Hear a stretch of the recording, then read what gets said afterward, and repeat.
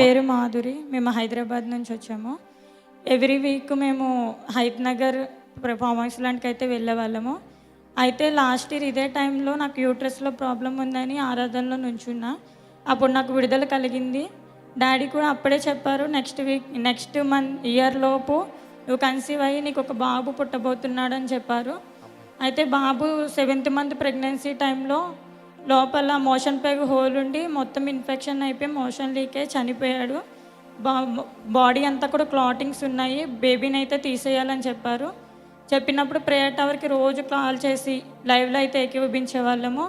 ప్రతి లైవ్లో కూడా ఒకటే చెప్పేవారు, నీకు వారసుని ఇస్తానని మాట ఇచ్చాను, నేను మాట తప్పను అని చెప్పి ప్రతిరోజు అదే వాక్యం వచ్చేది. అయితే నేను నమ్ముకున్న వాళ్ళని ఎన్నడూ నేను సిగ్గుపడినని దేవుడైతే మాట్లాడాడు. డైలీ ప్రేయర్ టవర్ చేసి కాల్ చేసినప్పుడు బాబుకు పుట్టాక కూడా 100% బ్రతికే ఛాన్స్ అయితే లేదని కన్ఫర్మ్ చేశారు డాక్టర్స్. నువ్వు నమ్ముకున్న దేవుడు తప్ప నీకు ఎవరు సహాయం చేయలేరు అన్నారు. అలాంటి టైంలో ఎవ్రీడే నేను ప్రేయర్ చేసుకున్నప్పుడు 9th మంత్ పడగానే డెలివరీ చేసి బేబీ కూడా బ్రతకదు, తల్లికి కూడా రిస్క్ ఉందని చెప్పారు.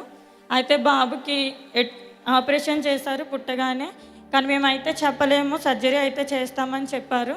ఇలా ఉండేది. సర్జరీ చేశాక బాబు పరిస్థితి అయితే చాలా పెద్ద సర్జరీ అదైతే. అందులోంచి కూడా దేవుడు కాపాడాడు. రిపోర్ట్స్ రావడానికి సర్జరీ అయిన 10 days తర్వాత టైం పడుతుంది అన్నారు. ఆ రిపోర్ట్స్లో కూడా లివర్ లేదు అని చెప్పి చాలా డౌట్స్ పెట్టారు. ఎందువల్ల వచ్చిందో మాకు కూడా తెలియదు అన్నారు.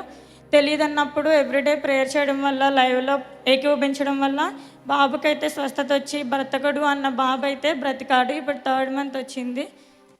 ఇప్పుడు పరిపూర్ణమైన స్వస్థత కలిగింది. దేవునికి మహిమ కలుగును గాక. సజీవ సాక్ష్యం గట్టిగా చెప్పలు కొట్టి దేవుని నామం మహిమపరుస్తారా?